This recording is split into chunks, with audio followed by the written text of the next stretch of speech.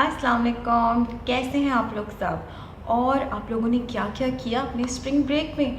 और अब तो स्प्रिंग ब्रेक ख़त्म हो चुका होगा और आप लोगों का स्कूल स्टार्ट हो गया होगा और रूटीन लाइफ। और मैंने भी बच्चों बहुत इन्जॉय किया अपने स्प्रिंग ब्रेक में और बहुत सारे पेंडिंग काम किए, चीज़ों को ऑर्गेनाइज़ किया और तैयारी की रमज़ान की, क्योंकि अब नेक्स्ट मंथ जो है रमज़ान करीम आने वाला है और रमज़ान में बहुत मज़ा आता है।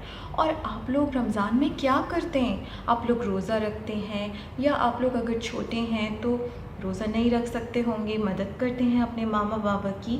और क्या क्या करते हैं रमज़ान में, आपका रूटीन क्या होता है? तो चलते हैं कुछ रमज़ान करीम के बारे में बात करते हैं। बच्चों, आपको पता है कि अभी शब मेराज भी गुजरी है। शब मेराज आती है रजब में, 27 रजब को, और ये इस्लामिक कैलेंडर का 7th मंथ पड़ता है।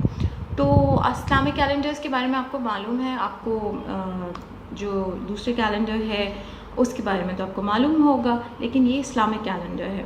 और जो पहला महीना आता है इस्लामिक कैलेंडर का, जो न्यू ईयर होता है, वो मुहर्रम से होता है। आप लोग इसके बारे में पढ़िएगा और थोड़ी और इन्फॉर्मेशन खुद से लीजिएगा। तो जब 27 रजब होती है तो शब मेराज का वाक़या हुआ था और हमारे प्यारे प्रॉफिट मोहम्मद सल्लल्लाहु अलैहि वसल्लम एक घोड़े पे सवार होके, जिसका नाम बुर्राक था, और वो गए थे 7वें आसमान पे।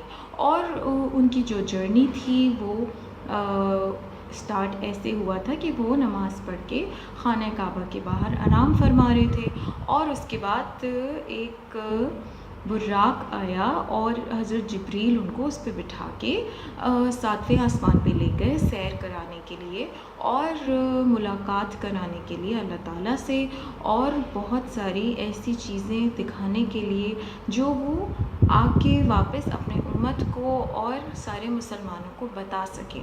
और जो ये हम लोग 5 वक्त की नमाज़ पढ़ते हैं ना बच्चों, ये भी उस वाक़े के बाद से हम पे फ़र्ज़ की गई हैं। पहले आपको पता है कि सबसे पहले 50 थी और अल्लाह ताला ने ये फ़रमाया कि 50 टाइम्स हम लोगों को प्रे करना होगा, लेकिन फिर हज़रत मूसा ने हज़रत मोहम्मद सल्लल्लाहु अलैहि वसल्लम से ये बात की और उनसे कहा कि वो अल्लाह ताला से रिक्वेस्ट करें कि ये बहुत मुश्किल हो जाएगा मेरी उम्मत के लिए, और कम करते थोड़ी सी नमाज़ें। तो इस तरह होते होते 5 नमाज़ें हम पे फ़र्ज़ की गई हैं। और आप लोग नमाज़ पढ़ते हैं बच्चों, आप लोगों को नमाज़ पढ़नी चाहिए 5 दफ़ा। और कौन कौन सी है? फजर, जोहर, असर, मगरिब, इशा। जी, तो नमाज़ पढ़ा कीजिए और अल्लाह से दुआ किया कीजिए। तो ये शब मेराज का वाक़या पेश आया था। ठीक है बच्चों, अब हम बात करेंगे रमज़ान की, रमज़ान करीम। और रमज़ान में तो बहुत मज़ा आता है ना। आप लोग रोज़ा कौन कौन रखता है? चलें कोई बात नहीं, अभी आप लोग छोटे हैं, लेकिन जो बड़े हैं जो रख सकते हैं वो रखें। और आपको पता है कि रमज़ान हमें सिखाता क्या है? रमज़ान करीम जो एक मंथ आता है वो हमें क्या सिखाता है? आप में से कोई बताएगा मुझे? अच्छा चलिए मैं आपको बताती हूँ। रमज़ान करीम जब आता है और उसमें क्या होता है कि उसमें हमें अल्लाह ताला ने ये सारी बातें सिखाई हैं कि अगर जब भूख लगती है, प्यास लगती है और हम सिर्फ़ अल्लाह ताला के लिए फ़ास्टिंग करते हैं, मतलब भूखे रहते हैं, तो अल्लाह ताला को ये बहुत पसंद है। और अल्लाह ताला हम सब गुनाहगार हैं, ज़ाहिर सी बात है हमसे छोटे मोटे गड़बड़ हो जाती है, आप लोगों से भी होती है ना। आप लोग मामा बाबा से छुपा लेते हैं, कभी कभी टीचर्स से भी छुपा लेते हैं, लेकिन बेटा छुपाना नहीं चाहिए, हमें बता देना चाहिए और अल्लाह ताला से माफ़ी मांगनी चाहिए। अगर कोई गड़बड़ हो जाए मामा बाबा से तो अल्लाह ताला हमें माफ़ कर देते, क्योंकि अल्लाह ताला हमसे जितना आपकी मामा प्यार करती है ना, 70 टाइम्स ज़्यादा अल्लाह ताला हमसे प्यार करते हैं। तो अल्लाह ताला बहुत रहमान है और रहीम है।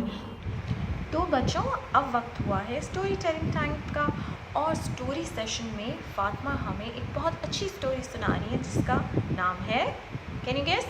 अच्छा मैं बताती हूँ, शेयरिंग इज़ केयरिंग। जब हम बांटते हैं किसी के साथ कोई चीज़ तो इसका मतलब होता है हमें उसका ख्याल है।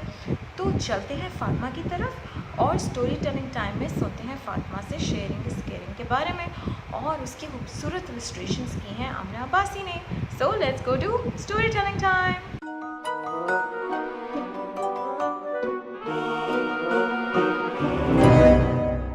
अस्सलामुअलैकुम दोस्तों, आप लोग कैसे हैं? उम्मीद है आप लोग अच्छे होंगे। मैं आज आपको दो दोस्तों की कहानी सुनाऊंगी। एक का नाम था इबाद और एक का नाम था जैन। इबाद अक्सर जैन के घर खेलने जाता था, मगर जैन बहुत सेल्फिश था। वो अक्सर इबाद को बैटिंग भी नहीं देता था और ना प्ले स्टेशन की बारी। एक दिन जैन की अम्मी ने इबाद को खाने पर बुलाया।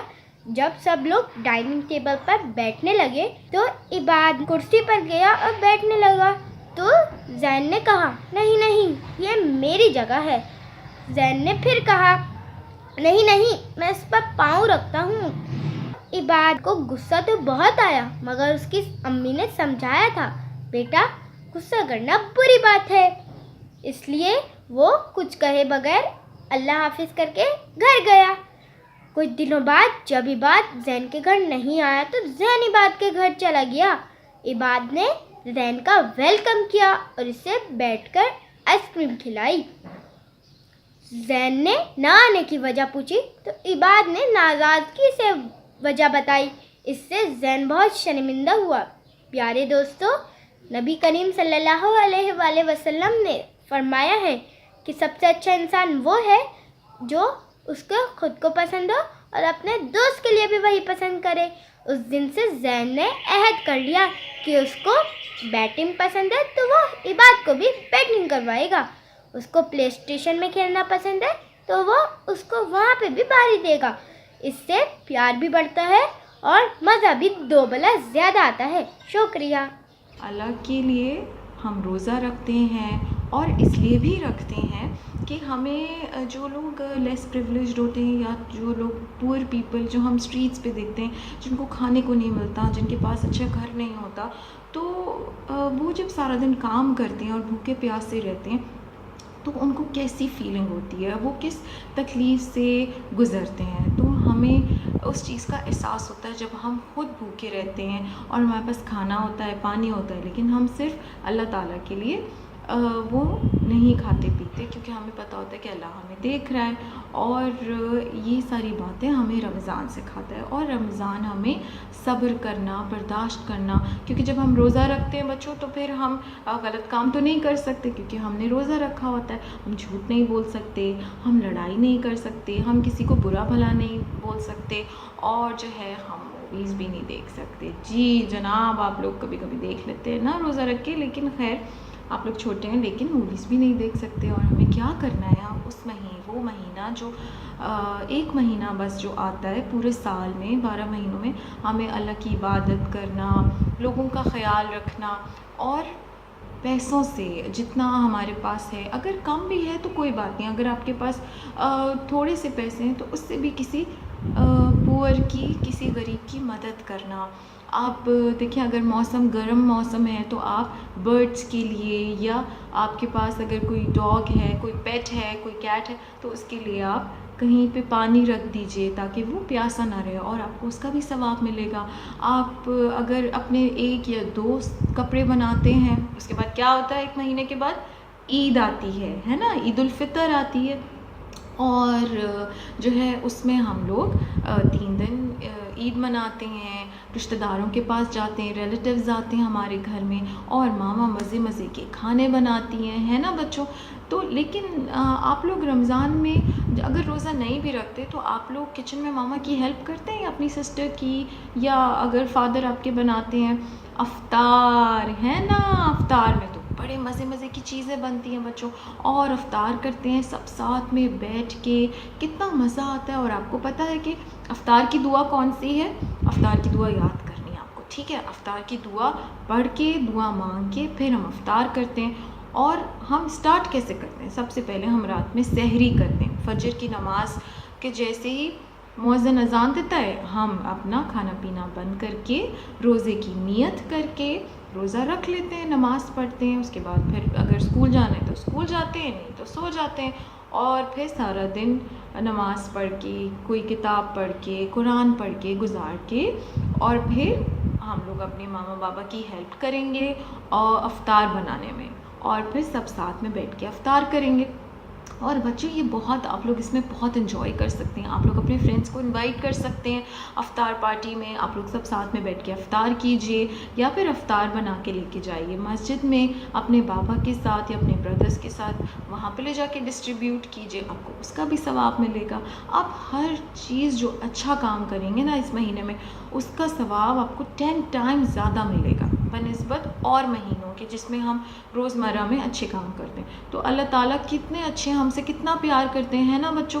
तो हमें भी चाहिए कि अल्लाह का शुक्र अदा करें और हम लोग हमेशा ये ना बोलते रहें कि हमारे पास ये नहीं है, ये नहीं है, ये नहीं है, बल्कि हमें अल्लाह का शुक्र अदा करना चाहिए कि अल्लाह ने हमें आँखें दी हैं देखने के लिए, हाथ पाँव दिए हैं और हमें कान दिए हैं अच्छी अच्छी बातें सुनने के लिए, ज़बान दी है पढ़ने लिखने के लिए दी। तो अपने माँ बाबा का भी थैंक यू कीजिए और अल्लाह का शुक्र अदा कीजिए और अच्छे से हम लोग रमज़ान करीम सेलिब्रेट करेंगे और एक दिन हम लोग साथ में अफ्तार भी करेंगे, है ना, बड़ा मज़ा आएगा। तो फिर मिलेंगे इसी दुनिया में, बच्चों की दुनिया में, और तब तक तो इंशाल्लाह रमज़ान करीम स्टार्ट हो चुका होगा। खुदा हाफिज़। प्यारे बच्चों, हमारे फेसबुक पेज बच्चों की दुनिया को लाइक करना, अपने फ्रेंड्स के साथ शेयर करना और फॉलो करना मत भूलिएगा।